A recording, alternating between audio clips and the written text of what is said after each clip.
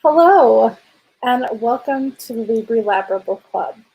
We're still in May, aren't we? Yep. And this is May's book, right? Are we actually on time for this? Yes, we are. I was thinking we were kind of early, but okay. Okay. Maybe that's why. So, we read Darkdawn by Kristoff. This was actually selected by BookTube Hubby.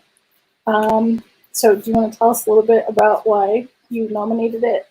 Well, we've already covered both of the other books in the trilogy. So Darkdawn would be the final book in the Nevernight saga. There's Mia Quaveri following her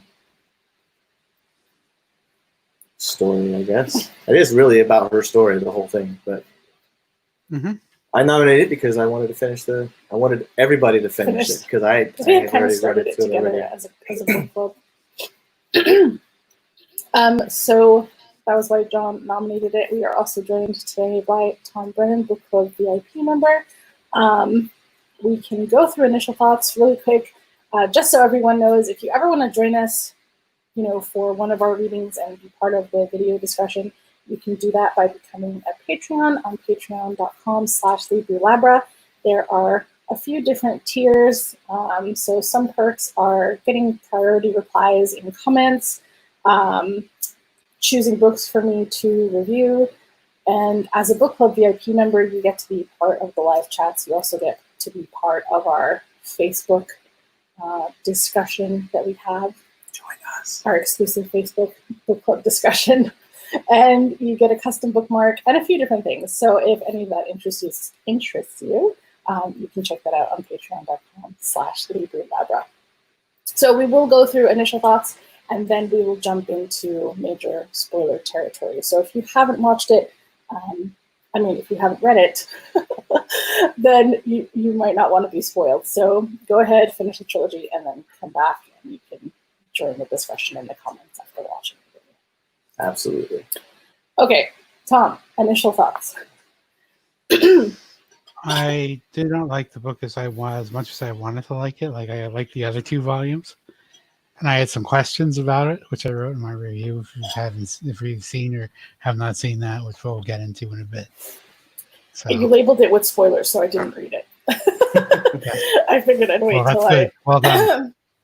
Actually finished the book. So I'm curious why you didn't like it as much. I'm just sad it's over. I kind of didn't want to read it. I just wanted to hold on to it so that the story wouldn't end. I think a lot more happened than I was expecting it to. I did see a lot of people kind of recording themselves finishing the book, and I know that it hurt a lot of people, but still a lot more happened that I kind of wasn't expecting. So, but I enjoyed it. I would say I enjoyed it as much as the other two, I think. Any initial thoughts? I would say the same thing. Going into it, I was kind of thinking, well, I'm not sure how this is going to end. Of course, she's going to kill the dude, but it's the story after the actual quest that's more interesting in a lot of books, because you actually get to find out what they do with their lives after the fact, what's happening now, and there's more to be desired here. It leaves a lot to be desired. Really? I think there's more to the story. There should be more to it after, after she's done what she's done. What happens to the rest of the insane world that he's built here? But with Mia's story, I enjoyed all of that. I really want to see some movies or a show based on the world, because I feel like it's so unique. And I think it would do really well. I know there's people kind of working on that and hoping that will happen, and I'm really hoping that will happen as well. So, you ready to jump into this? Make Nevernight a thing. Make Nevernight a thing. Are you ready to jump into spoilers? Yeah, I almost did there like crazy. So I was, yes, we're going to jump into spoilers. Okay, so first question, Tom, what would you say was the reason you didn't like it as much as the others? What would you like an alphabet? No. Well, my guess, Well, go ahead. Yeah. I would guess because there seemed to be quite a bit of a focus on the love triangle. Ding, ding, ding, ding, ding, ding. That's one, yeah. Yeah, that's what I would say. And that was the freaking deleted chapter. I was like, holy shit, because of course it was. Did you read the what was it called? No, I know the premise of it, and that's all I needed to know. It's like no, never mind. Yeah. It's to me, it slows down the story. But the only one now, I don't read many romances, as you all know, but I tolerate it from Diana Gabaldon because she does a really good job. But past that, it's like, oh, come on, get to the story. So that was one reason, yes. What were the other reasons? Well, let's see. One of the not tropes, but one of the mechanics of the book is, how the mod divulges the other volumes of Nevernight. Like in the library has Nevernight and Dark. What's the other one? God's Grave has books, right? Yeah. And then it's like, well, if you bastards never read the third volume, that every time you have sex, the very next chapter, something awful happens.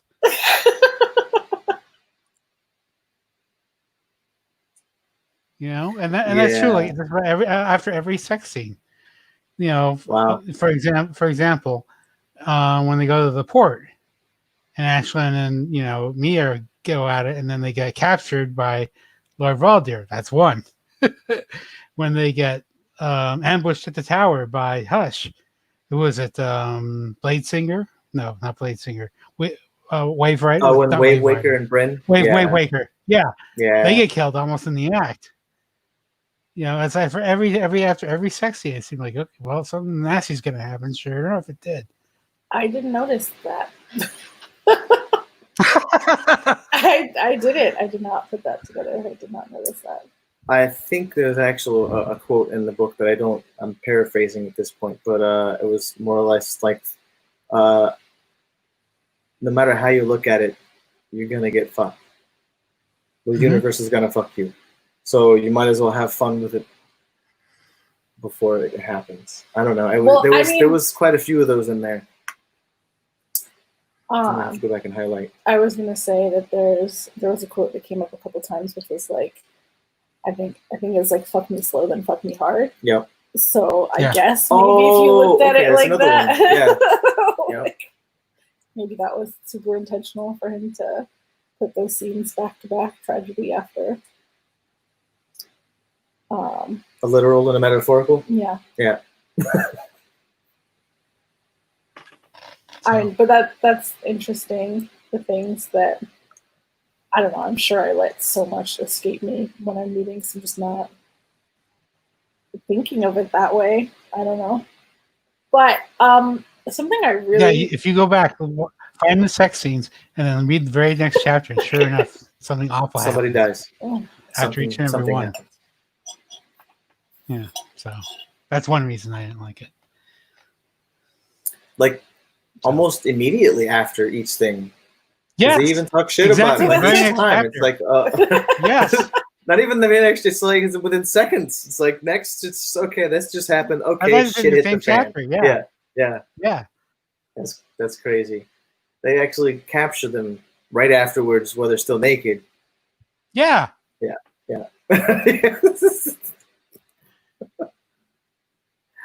Yeah, leave it at Tom to point out something else I didn't realize. I know since book one, he's been kind of having fun playing around in the footnotes. But I think in this book, he poked fun at himself a lot, which I thought was pretty amusing. I mean, it's possible that I just kind of forgot how he did it in the previous books because of the time between the readings. But it Right. felt like in this book he poked fun at himself a lot more, which I thought was funny. Who is the narrator? I really like him. Oh, I don't want to see. I don't think they ever identified him as who it was. Well, like I the mean, audiobook narrator. Yeah. Oh, No, it's Walter Graham. the narrator's Walter not a character. I'm just talking about the guy who read this to me and actually kind of captured the humor pretty well Walter in Graham. each situation. What? is the audiobook narrator. Yeah, if that's what Walter you're doing. Graham. Yeah. Okay. No, but the narrator is someone written into the text, but he's never Right. he or she's He's never never identified. I mean, you would assume it's Hmm. Mercurio because he's the one who ostensibly wrote the books, but it's not told in his voice. No, it's not. Well, you also remember, was it? I don't know if it was Drusilla or Spider Killer. It says, "Well, if this guy actually talked any half as way as he writes, I'd kill him. It's pretentious as hell." So Yeah. I'm wondering if that's the case. I did like the Because way he Mercurio doubled didn't- down on the footnotes at the end. It's like, well, guess what? Yeah. All He right. was like, write your own But- shit if you don't like it. Exactly. But Uh, the one I really objected to was a short one. It was because it interrupted the flow of the scene. Was the one with King Valdir, and like just before Mia gets up to that stage or whatever. It was like a very dramatic point, and then all of a sudden he interrupts with it. It's like, wait, what? Oh, okay. So Yeah, That's and kind I of guess a the experience screenplay. kind of differs that way, whether you're reading it or listening to the audiobook. Because if you were reading it, you could finish the scene and then go back to the footnote, whereas the Right. audiobook interjects it right where the asterisk is. right, or it's almost already written to be put into a screenplay. Like, because that would be a great spot. You cut the commercial, and then when you come back, you get the short story about Valdir, and then go back into the drama. It's kind of I'm pretty sure it's put there on purpose to like, wait a minute, I want to keep going. That Mhm. type of, yeah. Does that a lot. Well, I cried 3 times reading. Okay, when who died? Well, Big spoilers, guys. Go away. Come back yeah, after you read definitely. it. We're definitely talking spoilers Bad now. So if you spoilers. haven't lock your read it, ears now. yeah. Well, one was kind of messed up for me because I was listening to the audiobook and then And it it jumped jumped. ahead of It chapter. jumped like Yeah. 6-7 chapters, and it wasn't until somebody died that I was like, wait a minute, how the hell did we get here? Right. And I had to go back and reread it. Mhm. And that was when Eclipse was like overtaken by Whisper, and it was just weird because at first I was like, wait, what's happening to Eclipse? Yeah, that can happen. And then but that was really sad. And then I cried when, I guess, Trick. Well, first of all, his sacrifice for Mia was just like heartbreaking. The whole His whole story. His whole Yeah. story, yeah, Trick's whole story just was heartbreaking for me. I felt, and then I cried at the end. So, and I think She that looked at me, was he's like, what? What? yeah. I don't always pause the audiobook, but like I paused it and I was like, no. Oh, that was on the other time. After Mia and Ashlyn has sex, Ashlyn goes out to the balcony and gets poisoned by the gold wine. That was the other one I was trying to think of. Yeah, that Sorry. was. Go ahead. But there's a bit of like a plot hole there, I thought. Because if she was poisoned, then wouldn't Mia kissing her have also poisoned Mia? No, that happened What? after she drank the gold wine after they had done Right, the deeds. right. But she kissed then, the dead body. yeah, as Ashlyn was saying goodbye, Mia kissed her. So at that point, Well, she had it drank may be the that gold one. you have to ingest it, not just have contact. It wasn't just the lip poison. It was Right. something It was the that she ingestion drank. thereof. Yeah. Yeah. And he did. In his defense, he did prepare us for that because he said spider killers before she goes with Julia Scava, she says, "Wait a minute, I need to prepare something," and of course that apparently was what she came up with. Right. So I wasn't expecting that with her and Trick having such a touching, forgiving moment. And and then like for a second, Chris, I think she said something about kissing his tears on his face. And so my first thought was, because he's obviously not human anymore, that maybe something about him and his tears had poisoned her. And I was like, did he just accidentally kill her? No, she brought the wine with her. So my question about that, I have this. This is part of the spoiler sections of my review. Is they make the point that these antidotes are commonplace, but apparently the entire apothecarium in the Black Mountain doesn't have them. Only Spider Killer does. Oh, right. No, but Spider Killer took all of her stores out. When Her stores wouldn't have. They don't have any more in the infirmary.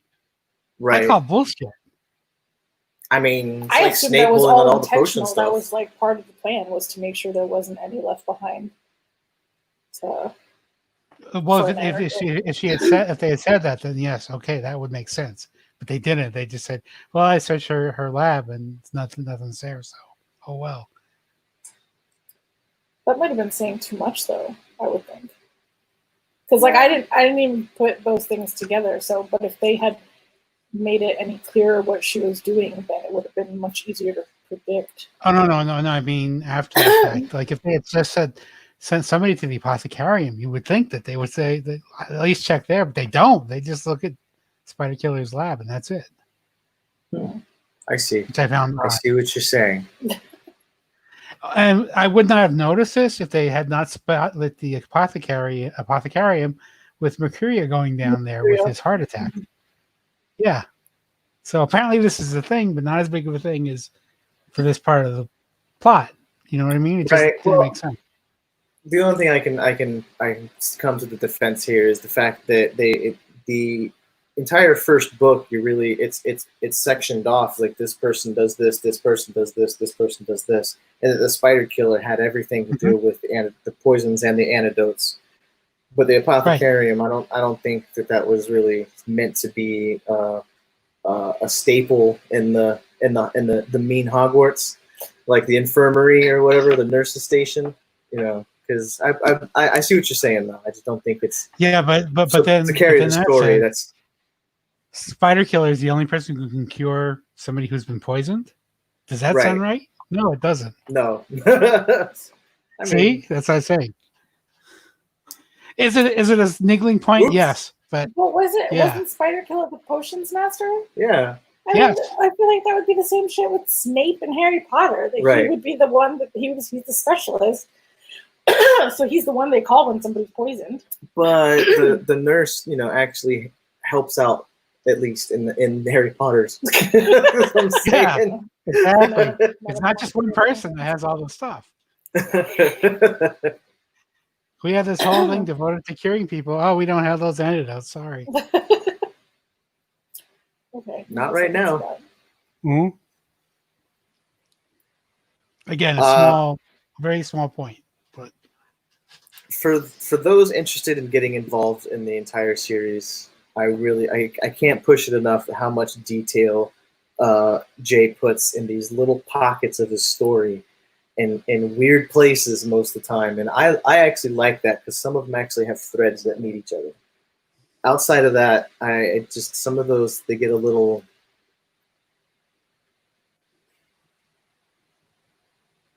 So I can't find the word. I hate when I can't find the word. Like overcomplicated. Like it just like you said, it stops the flow of the story that's actually going on at the moment. But it's unnecessary. You could put that somewhere else and make it fit better. What? I mean, I don't know. I guess that's how you feel about it. You get a lot of the side character story without realizing it if you're paying attention. And he does do a good job, fleshing out the stories of the minor characters. Like the Butcher, and he explains the Yona and Butcher relationship, and Although to the end, it sounded like it's like an episode of Friends. Everybody hooks up eventually at some point. And shit, even was the Blade Singer and Sidonius get married at the end. So what the hell? Why not? That's what that was about? Wait, what do you mean that's what that was about? I couldn't hear it because it was at 3 times speed. You had already read it. I don't remember that part. So the very end of the book was actually kind of that convoluted is what I was looking for. That's the word I was looking for. So there was so much going on at the last half. Yeah, of the but book. wasn't I forgot it. Okay. So I had to listen with you to keep to my apologies get it back. for listening to it too but far. I'm going to re-listen to it again. Mm-hmm. At least the last 2 hours of it or something. I mean, the whole I don't know if there was a lot of lead up to Blade Singer and Sidonius. Is that who it was? They seem to be Yes. like right around the tower with Hush. That's where that seems to. I remember they had this whole scene where they were talking about the first time they all had sex. And I think Sid said he never had. That was Wave Waker. And Bren followed him off to fix that, and then they got killed. Yeah. Really? Yes. And then the other two of the Gladiator. Oh, Sid had the story about the married woman. Yes. Right? Yeah. Okay. Yes. Okay. All right. Never mind. I forgot what I had to say about that. Oh, there were hints of it like in other scenes, like small hints, like like almost as if someone had made eyes at somebody. Not really that particular thing, but a small hint in the writing of what's going on, that those little things would have been picked up in those.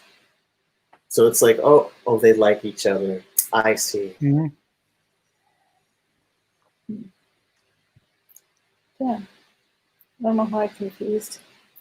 Also in fight scenes, some of the fight scenes also do that. As you can actually tell because the way they back each other up. Yeah, like who's drawn to whom and trying to save whom at what point. That was good details to look at. And you confused Bren and Wave Waker. There's a lot of characters in this. And even with like the beginning having all the characters laid out, because I definitely reread that, I still, like I could remember who was part of the Red Church, but then I'm like, but are they the good part, the bad part? Like there was just, sometimes I didn't know like what side people were on. And I know some of that was intentional, but some of it was just me not remembering whether they were trustworthy or not. I would have to say I enjoyed that as well, is how many characters you formed a relationship with in the first book or two, and then they come to have a completely different reason for what they've been doing in the third book. Oh. I think I would like to reread the whole series like back to back at some point. There needs to be a TV show. Help Pierre Ford make it. So was there, I don't know, what was your prediction for this book? How did you think it was going to go? Nope. There was so much added to the top of what I expected from the story. I mean, I think I had like seen spoilers at some point in regards to Trick. So I was expecting that to be like the really sad part, but I didn't expect anything to happen to Eclipse. Yeah. Learning that the shadows can kill each other, I was like, what? Yeah, because you never actually with the cat and dog always bickering back and forth, but never actually fought each other. Well, I had to take some time to understand that too. Why was it that Mia was able to take Eclipse and he was able to remain as his own entity? Is that because she killed Cassius? Yeah. Okay. So if Eclipse and Mr. Kindly had wanted to go at it at some point. To fight? Yeah, they would have. They probably would have fought. but I don't know. They were both tied to her, so they probably both felt loyal to listen when she told them to shut up. So stop the shit. Yeah. So, but the whole system and how the Darken was explained, I liked that too. But I felt like her scene with Cleo that happened too fast and too easy. Well, I mean, if you're gonna complain about my 3-speed again, maybe that's what it is. Maybe I missed something because it was. I didn't feel that way because I felt like, Uh-oh. oh no, you lost Tom. We lost Tom. Come back, Tom. Sorry. Give us a second. Hopefully, you can get him back in here. One moment, please, folks. Oops.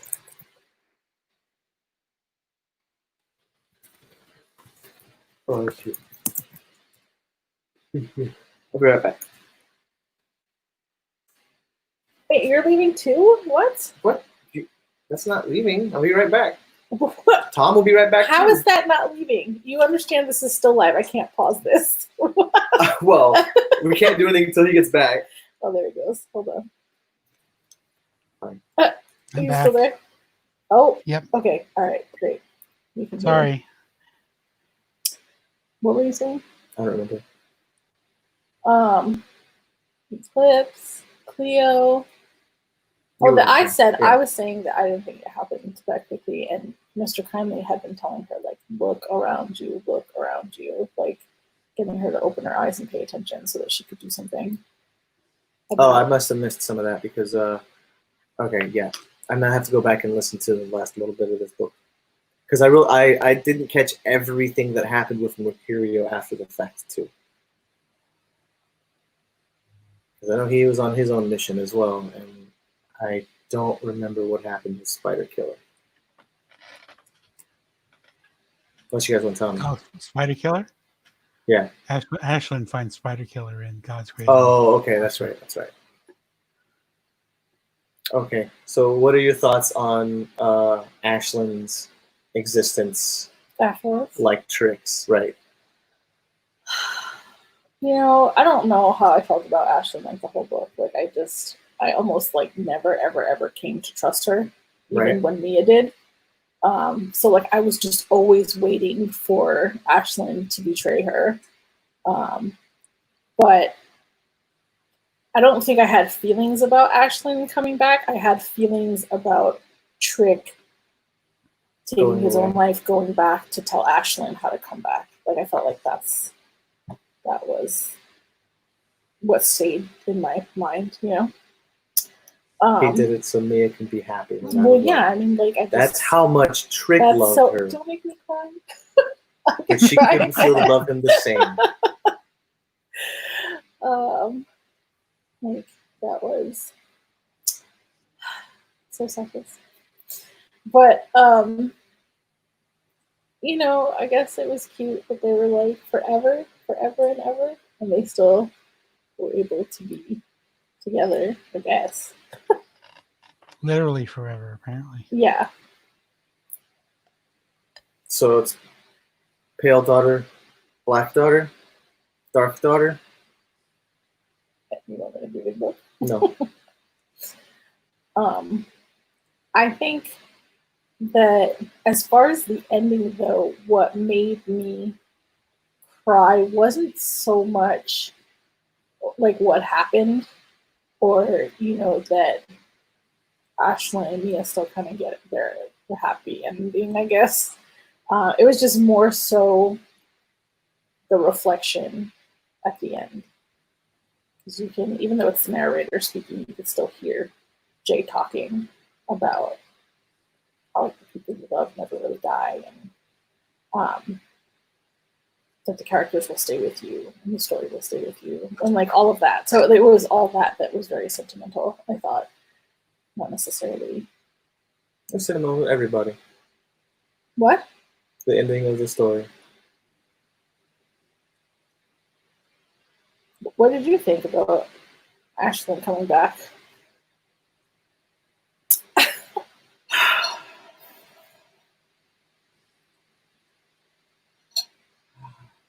Of course. That was my thought. Of course. Like, oh, of course. Okay, that's how that would work. All right. So it was just like okay. All right. He made it work.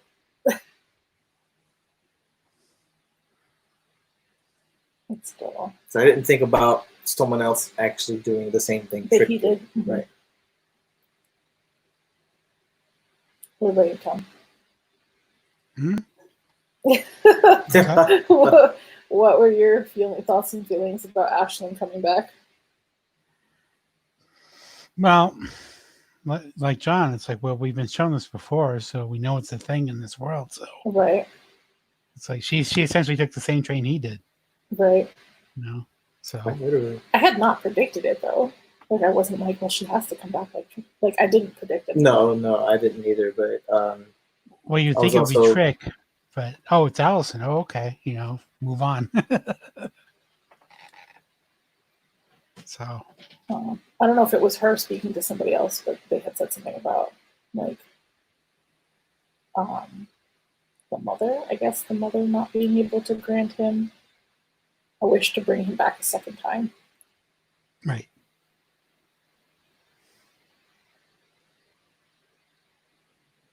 That whole thing is tough.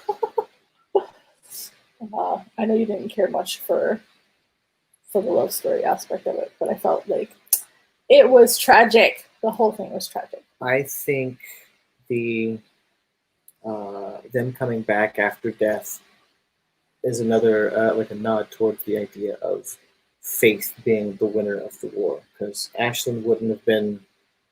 I don't think she was as faith like having faith as much as Trick did in the mother until she had her breakdown talking to Trick about why them talking about what had happened and how he feels about things now versus back then. And if the mother helped him with that, then maybe she could be helped too. Well, I thought it was interesting that Ashlyn did not. I mean, she was fighting with Mia and she didn't want Mia to die, and she seemed like she was not going to stick around to watch Mia make herself a sacrifice. So the fact that she came back to be there, I mean, at that point, you don't really have much to lose, but it's just a completely different perspective, I guess, from what she had originally felt, from not wanting to be there to coming back to being there. But,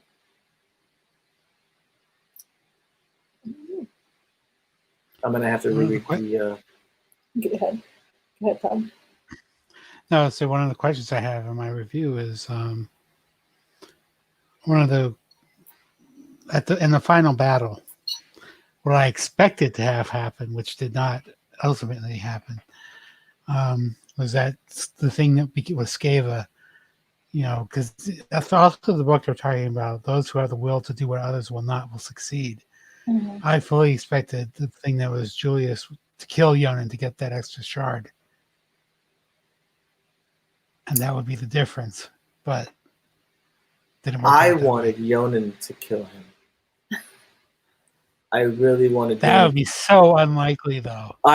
I know, but I'm saying, like, going into it, I was like, I wanted Yonan to Why are you trying to turn a 9-year-old into a murderer? Well, just to realize like the difference between his father and Mia, and why they were against each other and their ideals and beliefs. And for a 9-year-old to pick up the to understand, why Mia was so hurt, and the fact that her father keeps doing these things to other people. But ultimately, I could see this turning into another story about Yonan if it had been left that way, but it wasn't.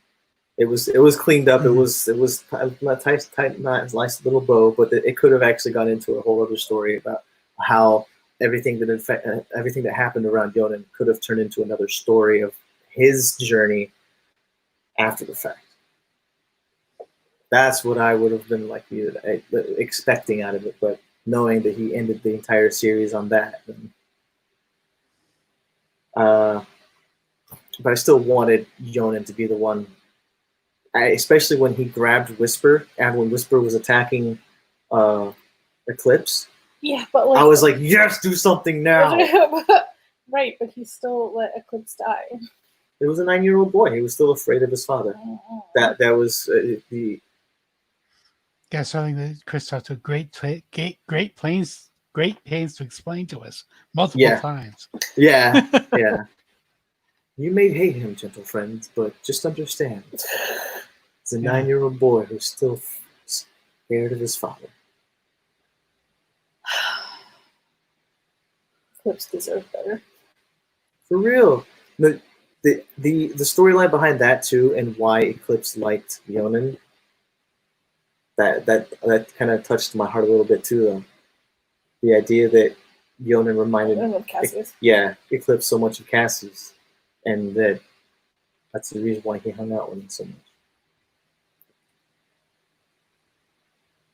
She was a good doggy. That actually reminded me, that and something else reminded me of Good Omens. With the part when they bring in the Artemis salt into the stables and get everybody together.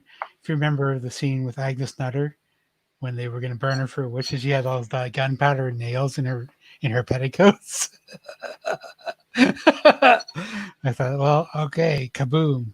So, Jesus. I don't think I remember the deal with Ashlyn's tattoo. It was in God's Grave that was explained, right? I think. Yeah. Was there a map that existed as a map, and then they even tell you about that in book 3 too? Like her Mia's like, Mia actually asked her what had happened and who she went with, and she explained that her and the map maker were the only ones that got out. And then when the map maker inscribed the map on her back, she killed her. Right. But do you want more of the story of how that happened? Like why? Why? What did she think the map was? Like, did she know the role that the map played? Not when she was sent. No. Like, apparently, I think her story between book 2 was her learning that the church was using her for something that she wasn't okay with. Like, even after the fact that she's betrayed the church, still found a way to have her do things for them through Duomo. Right. Oh, what about the Brigands story? Did we ever find out his name? God damn it! Yes. Okay. All right. So I definitely do need to go back and listen to it. The captain's it does begin with a B. Oh, it doesn't. Does it? Yeah. It's something like Bonifacio, I think it is, or Bonifacio. Interesting. When did that get revealed? That's like right at the end of the book. Okay. I'll have to go back and take a look. I can't listen to it 3 times speed. 1.5 I think is my max. I even tried to put it at 1.8 before, and I was like, nope. I have to hear it. And I have to. What? Yeah, Don Corleone, Little John, were the best characters that he had in this new volume. There's no way he's going to do anything to them if he does. Because if he does, I'll be really, really angry. Yeah. Oh, that's funny. I've really just enjoyed the whole world. And, starting Nevernight, I remember just having a little bit of trouble getting into it. But once you kind of seat yourself in the world building and stuff, it's easy to get lost in there. So I know the following books, I didn't care how many pages there were. I didn't care, when I would finish the book. I was so immersed in the story. Right. I would have to agree. And so I think that was done really, really well. Do you have any other questions? Go ahead. I said one of the other questions I had is where do Ashlyn and Mia end up? Because it seems like they're at Ashlyn's family home, the one that her Torvar, her father, had owned. Is that right? Oh, Something wants to prevent I them did from hear like they went back to contacting. Torvar. Yeah, what's to prevent them from contacting like, hey, we're still alive, come on over, you know. I don't know, but are they really still? I didn't. You know what? I didn't It's understand. not- I didn't understand Trick's progression in regards to, because when he came back, it was like he was smoke, right? He was smoke and darkness, and then as time went on, he became more and more solid and less ethereal. They explained that as the Nevernight approached, he got stronger. Yes. So through the story, they're going into like the climax of the book was during a Nevernight. Okay. So in Eternal Darkness for that however period of time, but as working up to it, they mentioned him multiple times. When you are meant to notice that he's getting more real, less ethereal, and that even her powers are growing stronger. Like her, that as they were approaching Nevernight, they were just getting stronger. So I guess my question was, is Mia and Ashlyn gonna become more and more real or human-like, or are they gonna stay mostly ghostly? Well, there isn't too dark anymore. It's a balance now between night and dark, night and day. So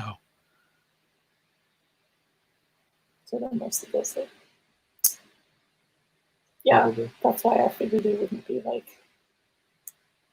they're just gonna be off on their own. I don't think they care about anybody else anymore. yeah, that's the way it seemed, and good for them. But it's just a question I had. It's like, well, where are they? Well, that's what Ashlyn wanted for them, is to just Yeah, absolutely. have a life together and do nothing. Fuck the world.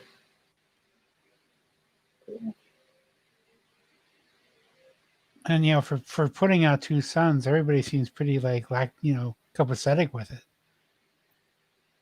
It's like, oh, okay. I mean, that's the life This is you the know. world we live in now. Yeah, this is the world we live in now. Night and day. Here we go. Well, there's balance now. Oh, jeez. What's that? There's balance now. I said there's balance now. Yeah, that's it.